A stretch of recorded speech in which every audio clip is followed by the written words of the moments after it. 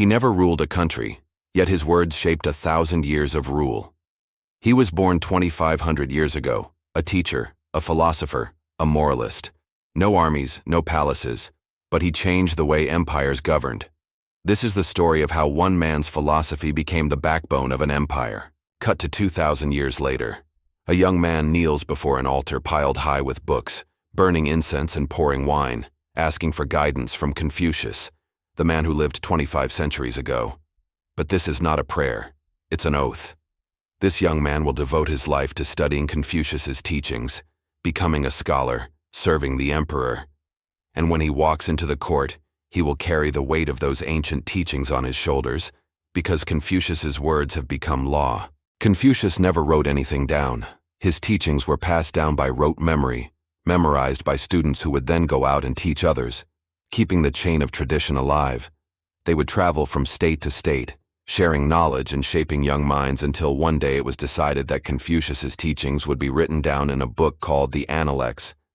These sayings would later be compiled into a book called the Liqi, which means the Book of Rights. The teachings would become part of civil service exams. To be a government official, one must know Confucius. And now in this scene we see an emperor using these teachings, this book to guide him. He is referring to a saying from the Analects. Why does he do this? What's the point of using Confucius's teachings as political justification? Why not just rule with power? Because Confucius's teachings gave a moral framework that helped bring order to chaos. You see, China is a big place and has been since ancient times. There are deserts in the north and rice paddies in the south, tall mountains in the west and plains in the east. Each area had its own customs, traditions, beliefs, cultures. The empire stretched from north to south, from rugged mountains to fertile plains. Keeping all of these people under one roof required a unifying principle. It needed a glue that transcended differences in language, geography, and custom. Confucius came up with a simple solution: family. He said society is a family, and the emperor is the father of all under heaven. If you treat your father with respect, then you will automatically respect the emperor. If you are obedient to your parents, you will be obedient to the laws of the land. If you are loyal to your family, you will be loyal to the state. Confucianism fitted perfectly with the needs of a centralized, powerful government. It provided the ideological tools to turn subjects into obedient citizens. And so Confucius's teachings spread throughout the empire, first through word of mouth, then through books. They became an integral part of the civil service exams, ensuring that only those who knew Confucius's teachings well could become officials. After Confucius, there were many schools of thought in China, each trying to capture the emperor's attention: Taoism, legalism, Mohism. They all had something to offer, but Confucianism stuck. The reason was simple. Confucius's teachings were easy to understand and apply. They provided a step-by-step guide on how to be a good person, how to be a good citizen, how to be a good ruler. His teachings appealed to everyone, from the emperor to the peasant, from the scholar to the merchant. Taoism, on the other hand, was too vague.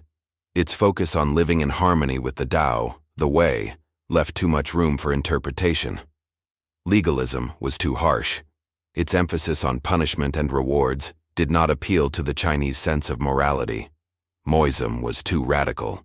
Its call for universal love and nonviolence went against the grain of Chinese society, which valued hierarchy and obedience. Only Confucianism struck the right balance between morality and practicality.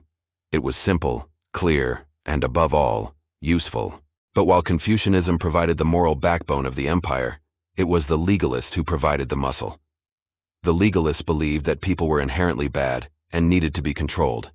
They advocated for a strong central government that enforced strict laws and punished those who broke them. They created a system of checks and balances to ensure that no one, not even the emperor, was above the law. When Confucianism met legalism, it was a clash of ideas.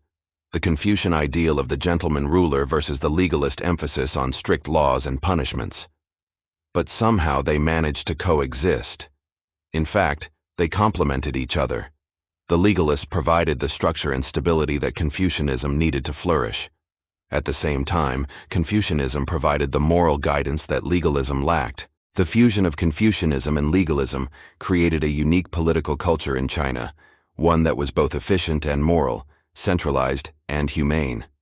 This fusion lasted for centuries, shaping the political landscape of China and influencing the rest of the world. So what exactly is Confucianism?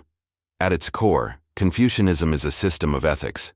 It provides a set of rules and guidelines for how to live a good and meaningful life.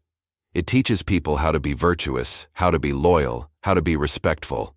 But it also teaches them how to govern, how to build a stable and prosperous society, how to create a just and equitable world. One of the key concepts in Confucianism is the idea of the junzi, which literally means gentleman, but actually refers to a kind of ideal ruler, someone who is virtuous, someone who is intelligent, someone who is compassionate. The junzi is not just a good person. They are a good leader, someone who can inspire and uplift those around them, someone who can create positive change in the world. If Confucianism was all about being a good person, then the Analects would be a self-help book, a guide on how to be a good person. But Confucianism had a different goal. It wanted to create good people to run the empire. So the Analects became a manual for governance, a guide on how to create a stable and prosperous society. Imagine a large estate with fields of crops and herds of livestock, servants tending to the land, and merchants trading in distant markets.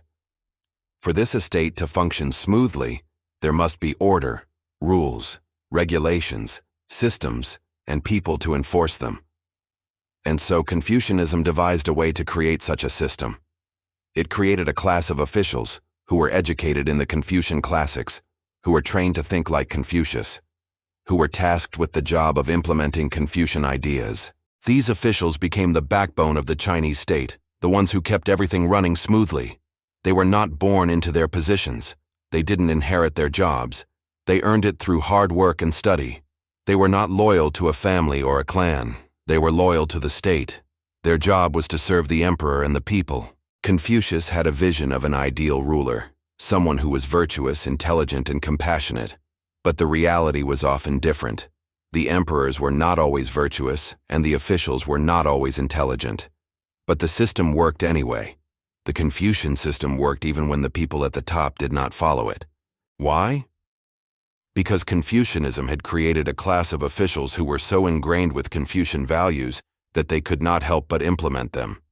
Whether the emperor liked it or not, whether the officials were paid or not, they were compelled by their own sense of duty to do their jobs. So in the end, it wasn't armies or walls, but ideas that held the empire together. It was the Confucian system that kept the empire running, even when the people at the top failed. But Confucianism was not without its enemies. There were those who saw it as a threat, those who feared its power. The Taoists, for example, saw Confucianism as a threat to their way of life. They believed that Confucianism was too rigid, too structured, too demanding. They preferred the Taoist way of life, which was more relaxed, more natural, more spontaneous. Then there were the Buddhists, who saw Confucianism as a threat to their religion. They believed that Confucianism was too concerned with worldly things, too focused on social order and stability. They preferred the Buddhist path, which was more inward-looking, more focused on personal enlightenment and liberation. But Confucianism survived all of these challenges. It remained the dominant force in Chinese thought and culture for centuries. Today, Confucianism may not be as prevalent as it once was, but its influence is still felt in many parts of the world. In East Asia, for example, Confucianism is still a major influence on culture, society, and politics. The emphasis on education, on respect for elders, on hard work and discipline, all of these are rooted in Confucianism. In fact, if you look around you, you can see the influence of Confucianism everywhere. In the quiet halls of a school, in the bustling streets of a city, in the humble home of a family, even in the grand palace of an emperor. So next time you see a group of children going to school, remember that they are carrying on the Confucian tradition of education. Next time you see an elderly person being respected, remember that they are upholding the Confucian value of filial piety. Next time you see a businessman working hard to make a profit, remember that he is following the Confucian ideal of doing one's duty. Confucius's ideas have shaped the world in ways that we may not even be aware of. They have influenced the way we think, the way we behave, the way we govern. And in many ways, we are still living in the shadow of Confucius.